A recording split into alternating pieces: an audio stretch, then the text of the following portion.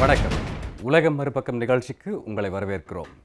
உலக நாடுகளின் கண்டனங்கள், எதிர்ப்புகள் போன்ற எதையும் கண்டுகொள்ளாமல் தொடர்ந்து அணு ஆயுத ஏவுகணை சோதனைகளை நடத்தி வந்த வடகொரியாவால் அமெரிக்கா, ஜப்பான், தென்கொரியா ஆகிய நாடுகள் கடும் அச்சுறுத்தலுக்கு ஆளாகியிருந்தன.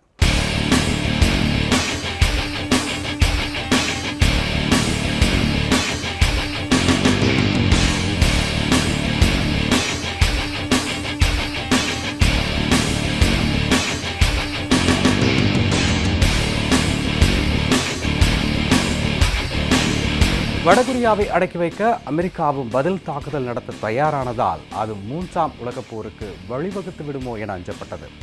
இந்த நிலையில்தான் யாரும் எதிர்பாராத அந்த திருப்பம் நிகழ்ந்தது. 2 கொரிய நாடுகளின் அதிபர்கள் சந்திப்பு உலகையே ஆச்சரியப்பட வைத்தது. இந்த சந்திப்பு ஏன் இவ்வளவு முக்கியத்துவம் பெற்றது? அமெரிக்கா மீது வடகொரியாவிற்கு ஏன் தீராப்பகை? கொரிய தீபகற்பம் ஏன் பிளவுபட்டது? வடகொரியா, தென்கொரியா இடையே போர் எதனால் ஏற்பட்டது? இது குறித்தெல்லாம் தான் இன்றைய உலகம் மறுபக்கம் நிகழ்ச்சியில் காணப்போம்.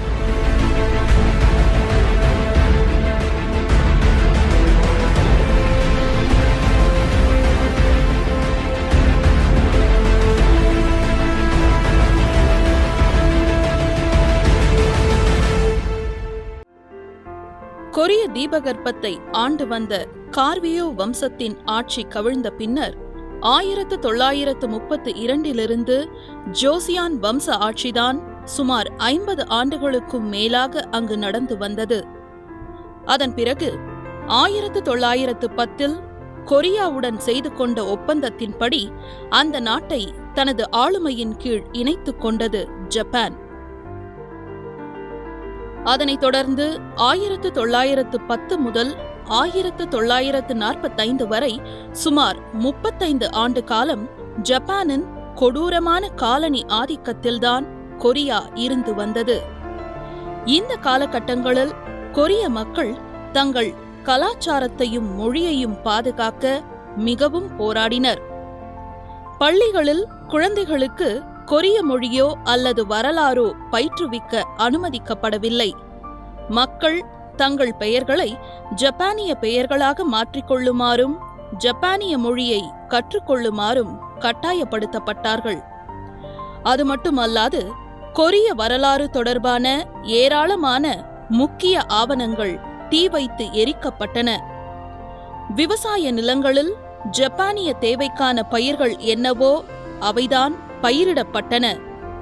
இந்த சூழ்நிலையில்தான் 2ஆம் உலகப் போர் வெடித்து அதில் ஜப்பான் தோற்கடிக்கப்பட்டதும் கொரிய மக்கள் விடுதலை காற்றை சுவாசிக்கத் தொடங்கினார்கள். ஆனால் பாவம், அப்போது அவர்களுக்கு தெரிந்திருக்கவில்லை அடுத்து எவ்வாறு பாதிக்கப்பட போகிறோம் என்று. இந்த கட்டத்தில்தான் கொரிய தீபகற்பம் ஏன் பிளவுபட்டது, அதற்கு யார் காரணம் என்ற கேள்விகள் வருகின்றன. 2ஆம் உலகப் போரின் முடிவில் 1945ஆம் ஆண்டு ஜப்பான் நேச நாடுகளிடம் சரணடைந்ததை தொடர்ந்து அப்போதைய சோவியத் யூனியன் அரசு அதிரடியாக கொரியாவின் வடபகுதிக்குள் புகுந்து ஜப்பான் வீரர்களை விரட்டியடித்துவிட்டு அதனை கைப்பற்றத் தொடங்கியது. அதே சமயம் இதே எண்ணத்துடன் இருந்த அமெரிக்காவின் துருப்புகள் கொரிய தீபகற்பத்திலிருந்து சுமார் 500 மைல் தொலைவில் இருந்தாலும் ஜப்பான் இத்தனை சீக்கிரம் சரணடைந்துவிடும் என்று எதிர்பார்க்காததாலும் நடப்பதை திகைப்புடன் பார்த்தபடியே ஐயோ விட்டால் ஒட்டுமொத்த கொரிய பகுதியையும் சோவியத் ரஷ்யா தனதாக்கிக் கொள்ளும் என அலறியபடியே சோவியத் ரஷ்யாவுடன் ஓர் உடன்பாட்டுக்கு வந்தது. 2ஆம் உலகப் போரில் ஜப்பானை சரணடைய செய்ததில் 2 நாடுகளும் ஒன்றிணைந்து செயல்பட்டதால் வடக்கு பகுதி எனக்கு, தெற்கு பகுதி உனக்கு என ரஷ்யாவும் அமெரிக்காவும் உடன்படிக்கை செய்து கொண்டு கொரியாவை பிரித்துக் கொண்டன. 38வது அட்சய கோட்டின் வடக்கு பகுதி வடகொரியா என்றும் தென்புறம் தென்கொரியா என்றும் 2 நாடுகளாகின. இப்படித்தான் ஜப்பானிடம் இருந்து விடுதலை பெற்ற கொரியாவில் பிரிவினை முளைத்தது. அமெரிக்காவும் ஜப்பானும் தென்கொரியாவுக்கு ஆதரவு அளிக்க சோவியத்தும் சீனாவும் வடகொரியாவை ஆதரித்தன.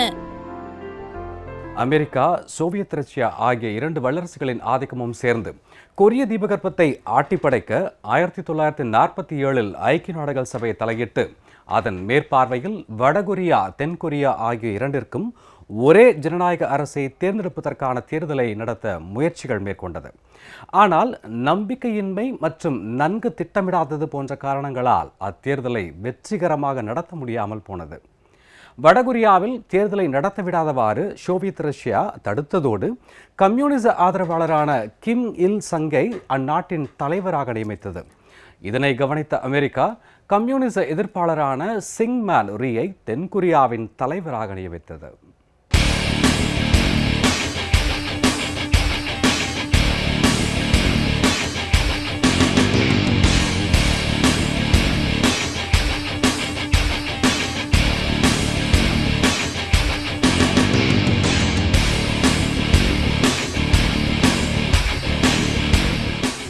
வடகொரியாவில் ஒரு கம்யூனிச சர்வாதிகாரத்தை நிறுவிய சோவியத் ஒன்றியம் முன்னாள் கொரில்லா படை வீரரான கிம் இல் சங்கிடம், அதாவது தற்போதைய அதிபர் கிம் ஜாங் உன்னின் தாத்தாவிடம் அதிகாரத்தை ஒப்படைத்தது.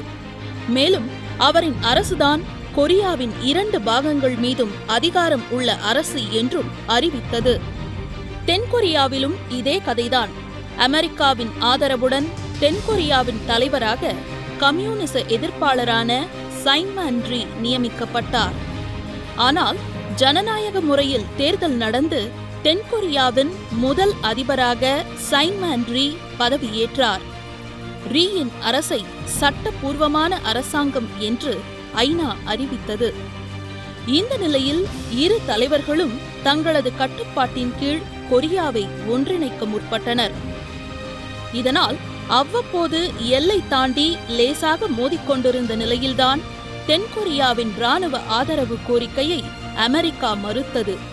அதே சமயத்தில் வடகொரியாவின் இராணுவத்தை சோவியத் ஒன்றியம் வலுப்படுத்தியது. இதனையடுத்து உற்சாகமடைந்த வடகொரியா ஜூன் 25, 1950 தென்கொரியா மீது படையெடுத்தது. அந்த கொரிய போர்தான் இரு கொரியாவுக்கும் இடையிலான முதல் பெரிய மோதல். அந்த போர் 1953 ஜூலை வரை தொடர்ந்தது. அந்த சமயத்தில் சோவியத் ஒன்றியம் ஐக்கிய நாடுகள் சபையின் கூட்டத்தை புறக்கணித்தது. இந்த நிலையில் போர் தொடங்கிய 4 மாதங்களுக்குள்ளாகவே ஒட்டுமொத்த கொரியாவின் 90% பகுதிகளை ரஷ்யாவின் ஆதரவுடன் வடகொரிய துருப்புகள் பிடித்தன. இனியும் தாமதித்தால் வடகொரியாவின் சக்தி வாய்ந்த படைகள் கொரியாவை ஒன்றுபடுத்தி விடுவார்கள் என்பது தெரிந்ததும் அமெரிக்காவுக்கு மறைமுகமாக உதவும் வகையில் ஐநா இந்த போரில் தலையீடு செய்தது. ஐநா தலையிட்டதை தொடர்ந்து அமெரிக்கா உள்ளிட்ட 16 நாடுகளின் படைகள் சென்று வடகொரியா மற்றும் ரஷ்யாவின் பிடியிலிருந்து தென்கொரியாவை விடுவித்தன. ஒரு வழியாக வடகொரியா தென்கொரியா இடையே போர் நிறுத்தம் ஏற்பட்டது. ஆனால் அந்த 3 ஆண்டுகளில் நடந்த போரில் பலத்த சேதங்கள். ஒரு இனமாக மொழியாக ஒன்றுபட்டிருந்த கொரிய மக்கள் சுமார் 12 லட்சம் பேர் இந்த போரினால் உயிரிழந்தனர்.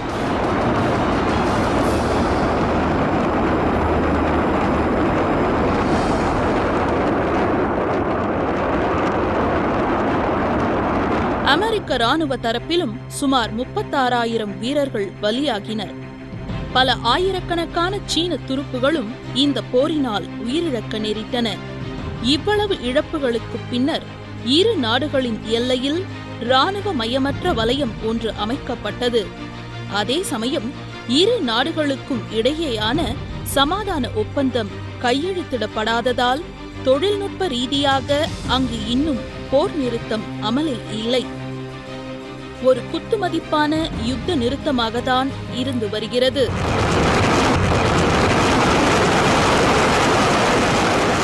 ஆனால் உலக வரலாற்றில் இன்று வரையில் நீண்ட காலம் நிலைத்து நிற்கும் போர் நிறுத்தம் இதுவாகும். இந்த போரே அமெரிக்கா மீது வடகொரியாவுக்கு பெரும் கோபத்தை ஏற்படுத்தியது. அது இன்று வரை நிலைத்து நிற்கிறது. இதனிடையே வடகொரியாவில் தனது இடைவிடாத பிரச்சாரத்தின் மூலம் தன்னை சுற்றி தனித்துவத்தை உருவாக்கிக் கொண்டதினால் எதிரிகளே இல்லாமல் 46 ஆண்டுகள் ஆட்சி செய்தார் கிம் இல் சங். அப்படி எதிரிகள் இருந்தால் அவர்கள் வெளியேற்றப்பட்டனர். 1994 ஆண்டு கிம் இல் சங் உயிரிழந்த பிறகு அவருக்கு குடியரசின் நிரந்தர அதிபர் என்ற பெயர் சூட்டப்பட்டது. மேலும் அந்நாட்டின் கடவுள் போல அவர் கொண்டாடப்பட்டார். அவரை தொடர்ந்து ஆட்சியில் அமர்ந்த அவரது மகன் கிம் ஜாங் இல் உலகின் முதல் பரம்பரை கம்யூனிச நாடாக வடகொரியாவை ஆக்கினார். இரட்டை வானவில் மற்றும் பிரகாசமான நட்சத்திரம் கிம் ஜாங் இல் பிறப்பை குறிக்கும் என வடகொரிய மக்களுக்கு அதிகாரப்பூர்வ பிரச்சாரத்தில் கூறப்பட்டுள்ளது. கிம் ஜாங் இல்லின் ஆட்சியில் வடகொரியாவின் பொருளாதார நிலை மோசமடைந்து அரசியல் எதிர்ப்பாளர்கள் அதிகமாகினர். மேலும் அவர் நாட்டின் அணு ஆயுதங்கள் மற்றும் நீண்ட தூர ஏவுகணைகளை அதிகப்படுத்தினார். கிம் ஜாங் இல் 2011 ஆண்டு உயிரிழந்த பிறகு அவரது மகனான கிம் ஜாங் உன் அதிபர் பதவியை ஏற்றுக்கொண்டார். அணுகுண்டுகள், ஏவுகணைகள் போன்ற வார்த்தைகள் இன்று நம் காதில் விழுந்தால் நமக்கு சட்டென நினைவுக்கு வருபவர் வடகொரிய அதிபர் கிம் ஜாங் உன் தான். வடகொரிய ஜனநாயக மக்கள் குடியரசின் தலைவராகவும் வடகொரிய அதிபராகவும் தற்போது வலம் வரும் இவர் உலக நாடுகளை தன்னுடைய தொடர் அணுகுண்டு சோதனைகள் மூலம் பீதியில் ஆழ்த்தினார். அணு ஆயுத சோதனையால் பிற நாடுகளுக்கு எச்சரிக்கை விடுவது, தன்னை மதிக்காத நபர்களை கொன்று விடுவது, இதுதான் இவரின் பொழுதுபோக்கு என்று சொல்லலாம். அந்த அளவிற்கு தனது எதேச்சதிகாரத்தால் வடகொரியாவை கட்டி போட்டு வைத்துள்ளார். உலகையே நாட்டாமை செய்யும் அமெரிக்காவிற்கே வடகொரியா சிம்ம சொப்பனமாக திகழ்கிறதென்றால் பார்த்து கொள்ளுங்கள். 1983 ஆண்டு ஜனவரி 8 பிறந்த கிம் ஜாங் உன் மறைந்த வடகொரிய தலைவர் கிம் ஜாங் இல்லின் 3வது மற்றும் கடைசி மகனாவார். வடகொரியாவில் பிறந்தாலும் அவரது பள்ளி காலம் சுவிட்சர்லாந்தின் பெர்ன் நகரில் கழிந்தது. பள்ளியில் நல்ல மாணவன் என பெயரெடுத்த அவர் வடகொரியா இராணுவ பல்கலைக்கழகத்தில் இராணுவ ஆயுத பயிற்சி படிப்பை முடித்துள்ளார். சிறுவயது முதலே மிகவும் லட்சியவாதியாகவும் விடாமுயற்சி கொண்டவராகவும் கிம் ஜாங் உன் விளங்கியுள்ளார். 2009 ஆண்டு ரீசோல்யூ என்ற பெண்ணை மணம் முடித்தார். இந்த தம்பதிக்கு 3 குழந்தைகள் உள்ளதாக கூறப்படுகிறது. தந்தையின் மறைவுக்கு பிறகு 2011 ஆண்டு முதல் வடகொரிய அதிபராக பதவி வகித்து வரும் இவர் தன் தந்தையின் சர்வாதிகாரத்துக்கு தான் சற்றும் சளைத்தவன் அல்ல என்பதை தன் செயல் மூலம் நிரூபித்து காட்டியுள்ளார். வடகொரியாவில் மனித உரிமை மீறல் குற்றச்சாட்டுகள் தொடர்ந்து வெளியாகி வருகின்றன. தான் கூறிய வார்த்தைகளை கேட்டு நடக்கவில்லை மற்றும் நாடாளுமன்ற கூட்டத்தில் தூங்கி விழுந்த குற்றச்சாட்டின் பேரில் முன்னாள் விவசாயத்துறை அமைச்சர் ஹவாங் மின் மற்றும் கல்வித்துறை அமைச்சக மூத்த அதிகாரி ரியாங் ஜின் ஆகியோர் கொல்லப்பட்டனர். இருவரையும் பொது இடத்தில் வைத்து விமானத்தை சுட்டுத் தள்ளக்கூடிய துப்பாக்கியை பயன்படுத்தி கொலை செய்ததாக அதிர்ச்சி தகவல் வெளியானது. இது அனைத்தையும் தாண்டி தன் ஆட்சிக்கு எதிராக செயல்பட்டதாக கூறி சொந்த தாய்மாமாவையே கொடூரமாக நிர்வாணமாக்கி காட்டு நாய்களுக்கு கரியாக்கி விருந்து படைத்துக் கொன்றார் கிம் ஜாங் உன். தன் பதவிக்கு வேட்டு வைத்து விடுவார் என்ற எண்ணத்தில் தன் சகோதரனையும் கொன்ற பெருமை இவரையே சாரும். இராணுவ படிப்பை முடித்ததால்தான் என்னவோ அணுகுண்டு, ஏவுகணை போன்றவற்றில் அதிக கவனம் செலுத்துகிறார் கிம் ஜாங் உன்.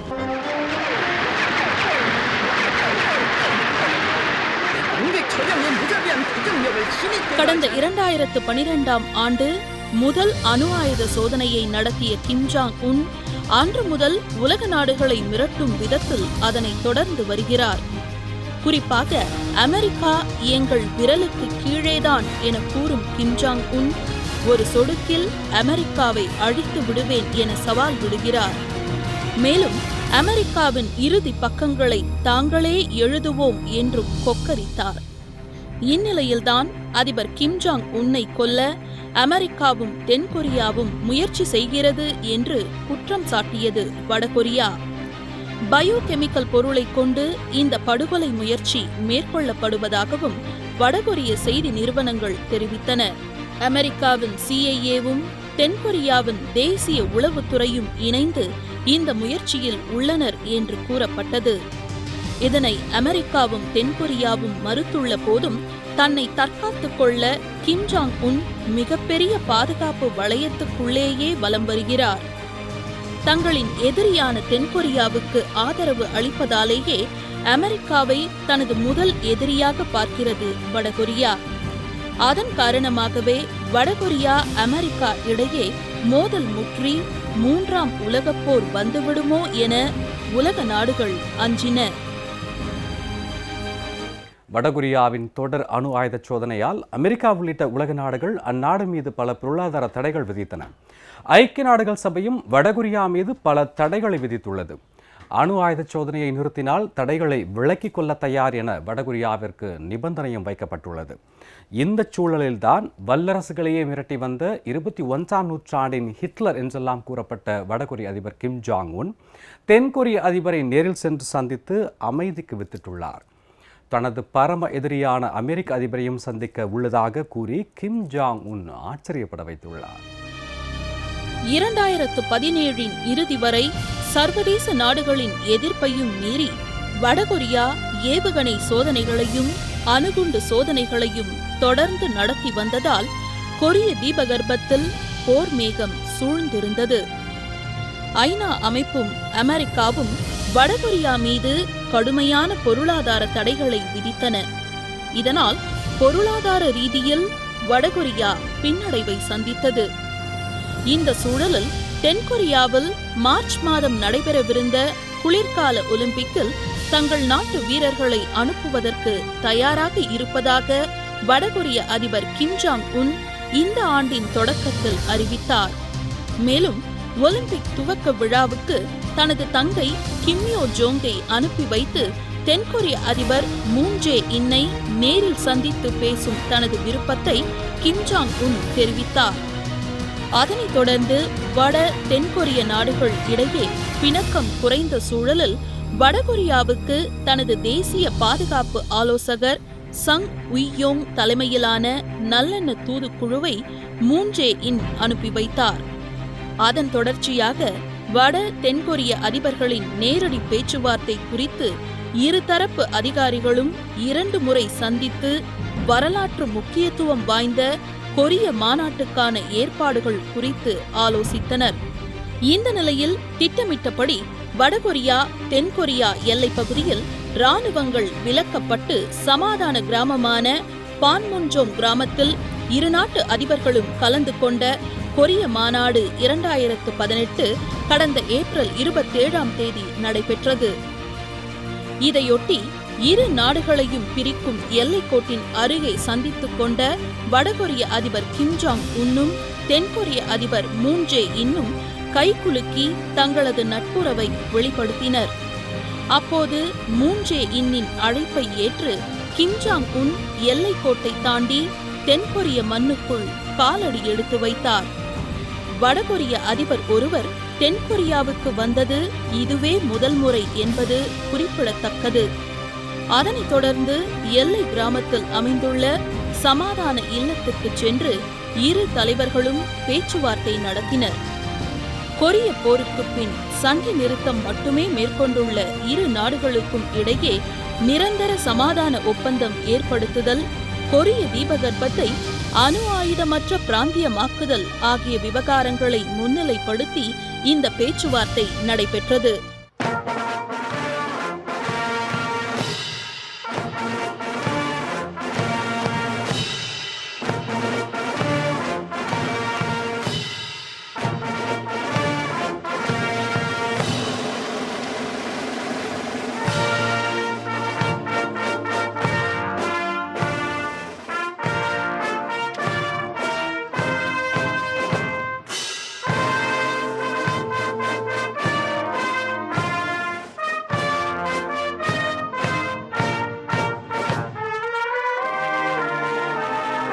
வடகொரிய அதிபர் கிம் ஜாங் உன்னின் இந்த தென்கொரிய பயணத்தின் போது கிம்மின் பாதுகாப்பு படையினர் சந்திப்பு நடக்கும் எல்லா அறைகளுக்கும் சென்று முழு சோதனை நடத்தினர். கிம் அமர்ந்த நாற்காலியையும் அவர் உபயோகப்படுத்திய பகுதிகளையும் தூய்மைப்படுத்தும் மருந்து மூலம் கிம்மின் பாதுகாப்பு படையினர் சுத்தப்படுத்தினர். 100 நிமிட பேச்சுவார்த்தைக்கு பிறகு கிம் ஜாங் உன் மதிய உணவுக்கு சென்றபோது அவரது காரை சுற்றி 1 டஜன் பாதுகாவலர்கள் ஓடி வந்தனர். கிம் ஜாங் உன்னின் படைபலத்தை வெளிப்படுத்தும் செயலாக இது இருந்தது. இதனிடையே அறிவிக்கப்படாத திடீர் பயணமாக சீனா சென்ற வடகொரிய அதிபர் கிம் ஜாங் உன் சீன அதிபர் ஜின்பிங்கை சந்தித்து முக்கிய ஆலோசனை நடத்தியதாக கூறப்படுகிறது. இந்த சந்திப்பின் போது வடகொரிய அதிபருக்கு சீன அதிபர் விருந்தளித்து கௌரவித்தார். இந்நிலையில் அமெரிக்க அதிபர் டொனால்ட் ட்ரம்ப் மற்றும் வடகொரிய அதிபர் கிம் ஜாங் உன் ஆகியோர் நேருக்கு நேர் சந்தித்து பேச ஏற்பாடுகள் நடைபெற்றன. வரும் ஜூன் மாதம் இருவரும் சந்திக்க உள்ளதை தனது ட்விட்டர் பதிவின் மூலம் ட்ரம்ப் உறுதிப்படுத்தினார். கொரிய தீபகற்பம் வடகொரியா தென்கொரியா என பிரிந்த பிறகு இரு நாட்டு மக்களும் தங்கள் எல்லைப் பகுதியில் ஒலிபெருக்கியை கட்டி ஒருவரை ஒருவர் பரஸ்பரம் திட்டி தீர்க்கும் சண்டையிலும் ஈடுபட்டு வந்தனர். அதே நேரம் வடகொரியா தென்கொரியாவை வசைப்பாடி பலூன்களில் துண்டு பிரசுரங்களை கட்டி அதனை அந்நாட்டை நோக்கி பறக்க விட்டு வெறுப்பேற்றிய சம்பவங்களும் உண்டு. இதனால் ஆத்திரமடைந்த வடகொரியா தென்கொரியா மீது ஒருமுறை கண்மூடித்தனமாக துப்பாக்கிச் சூடும் நடத்தியுள்ளது. இந்நிலையில் இது போன்ற சண்டைகளை எல்லாம் மறந்து இரு கொரிய நாட்டு மக்களும் ஒரே நாடாக இணைய தற்போது விரும்புகின்றனர். தங்கள் நாட்டு அதிபர்களின் சந்திப்பு அவர்களுக்கு மகிழ்ச்சியை ஏற்படுத்தியுள்ளது. ஆனால் பிளவுபட்ட கொரியா ஒன்றுபடுமா? இரு நாடுகளுக்கும் இடையே உள்ள வேறுபாடு மறைந்து ஒற்றுமை ஏற்படுமா? தென்கொரியாவை தனது ஆளுமையின் கீழ் கொண்டு வந்து ஒன்றுபட்ட கொரியாவை உருவாக்கிவிட வேண்டும் என்ற தனது மூதாதையர்களின் ஆசையை நிறைவேற்றும் விதமாகத்தான் தற்போதைய வடகொரிய அதிபர் கிம் ஜாங் உன் தொடர்ந்து அணு ஆயுத சோதனையை நடத்தியும் எல்லையில் தாக்குதல் நடத்தியும் இராணுவ வலிமை மூலம் ஒன்றுபட்ட கொரியாவை உருவாக்கிவிட வேண்டும் என துடியாய் துடித்துக் கொண்டிருக்கிறார். தென்கொரியாவுக்கு ஒன்றுபட்ட கொரியாவாக ஒன்றிணைய வேண்டும் என்ற விருப்பம் இல்லையா என்றால் இருக்கிறது. ஆனால் அதை ஜனநாயக மற்றும் முதலாளித்துவ முறைகளில் ஒன்றிணைக்க வேண்டும் என விரும்புகிறது. ஆனால் வடகொரியாவோ தனது முதல் கம்யூனிச ஆட்சியாளரான கிம் இல் சங்கின் ஜூஜ் சித்தாந்தத்தின்படி ஒன்றிணைய வேண்டும் என விரும்புகிறது. ஒன்றுபட்ட கொரியாவின் தலைவரை ஜனநாயக முறையில் தேர்தல் மூலம் தேர்ந்தெடுக்க வேண்டும் என தென்கொரியா விரும்புகிறது. ஆனால் வடகொரியாவோ தற்போதைய அதிபர் கிம் ஜாங்கும் அவரது வாரிசுகளும் கொரியாவை ஆள வேண்டும் என விரும்புகிறது. முதலாளித்துவ கொள்கைதான் தனது பொருளாதாரத்துக்கு ஆதாரமானது என்று தென்கொரியா கருதுகிறது. ஆனால் வடகொரியாவோ கம்யூனிச கண்ணோட்டத்தை கொண்டுள்ளது. வடகொரியா ஒரு முழுமையான இராணுவமயமாக்கப்பட்ட தேசமாக உள்ளது. ஆனால் தென்கொரியாவோ இராணுவத்துக்கு முக்கியத்துவம் அளித்தாலும் இராணுவ இசத்தை தேசிய கொள்கையாக ஏற்றுக்கொள்ள முடியாது என்ற கருத்தை கொண்டுள்ளது. வடகொரியா கிம் ஜாங் உன் என்ற சர்வாதிகாரியின் கீழ் கம்யூனிச பாணி அரசாங்கத்தால் ஆளப்படுகிறது. அனைத்து துறைகளும் அரசாங்கத்தால் தான் நடத்தப்படுகின்றன. பழமையான அதே சமயம் மிகவும் பலம் வாய்ந்த இராணுவத்தை கொண்டுள்ளது வடகொரியா. அந்த நாட்டின் தற்போதைய ஒரே ஆதரவாளர் சீனா மட்டுமே. தென்கொரியா மேற்குலக நாடுகளைப் போன்று ஜனநாயக அரசாங்கத்தை கொண்டிருக்கிறது. வடகொரியாவுடன் ஒப்பிடுகையில் அதனை காட்டிலும் நல்ல வளர்ச்சியை எட்டியுள்ளதோடு ஏனைய உலக சமுதாயத்தினருக்கும் தனது நாட்டில் இடமளித்துள்ளது. தென்கொரியாவிடம் அணு ஆயுதங்கள் ஏதும் கிடையாது. ஆனால் வடகொரியாவை காட்டிலும் அமெரிக்க ஆதரவுடன் நவீன மற்றும் மேம்படுத்தப்பட்ட தொழில்நுட்பத்துடன் கூடிய இராணுவத்தை கொண்டுள்ளது. இதனால் தென்கொரியா இராணுவ ரீதியில் பலம் பெற்றுவிடக் கூடாது என்பதற்காகத்தான் அணு ஆயுத பலத்தை பெருக்கிக் கொண்டு வருகிறது வடகொரியா. அத்துடன் வடகொரியாவின் பாட புத்தகங்களில் தென்கொரியாவை தங்கள் எதிரி நாடு என்றும் தென்கொரியாவின் பாடப்புத்தகங்களில் வடகொரியா தங்கள் எதிரி நாடு என்றும் எதிர்கால தலைமுறையினருக்கு கற்பிக்கின்றன. இரு நாடுகளிடையே இவ்வளவு வேறுபாடுகள் உள்ள நிலையில் வடகொரியா தென்கொரியா இடையே கடந்த 16ஆம் தேதி நடைபெறவிருந்த முக்கிய உயர்மட்ட குழு பேச்சுவார்த்தையை வடகொரியா ரத்து செய்தது. அமெரிக்கா தென்கொரியா இடையே கூட்டு இராணுவ பயிற்சி நடந்ததே இதற்கு காரணம். இதனால் அமெரிக்க அதிபர் ட்ரம்ப் வடகொரிய அதிபர் கிம் ஜாங் உன் இடையேயான சந்திப்பும் கேள்விக்குறியாகியுள்ளது. ஒரு தாய் வயிற்றின் பிள்ளைகளாக இருந்து வல்லரசுகளின் சூழ்ச்சியால் பிரிந்த வடகொரிய மற்றும் தென்கொரிய அதிபர்கள் கடந்த ஏப்ரலில் நடத்திய நேரடி பேச்சுவார்த்தை வரலாற்று சிறப்புமிக்க நிகழ்வாகவே கருதப்படுகிறது. இருந்தபோதும் இதன் மூலம் கொரிய போர் முடிவுக்கு வருமா என்பது கேள்விக்குறிதான். மேலும் ஒரே தலைமையின் கீழ் ஒரே நாடாக கொரியா இணைவது தற்போதைக்கு சாத்தியமில்லை என்று அரசியல் வல்லுநர்கள் கருதுகின்றனர். கொரியா ஒன்றுபட வேண்டுமென்றால் இரு நாட்டு தலைவர்களும் மக்களும் இன்னும் அதிக சவால்களை எதிர்கொள்ள வேண்டும் என்பதே நிதர்சனமான உண்மை. மற்றும் ஒரு உலகம் மறுபக்கம் நிகழ்ச்சியில் சந்திப்போம். நன்றி, வணக்கம்.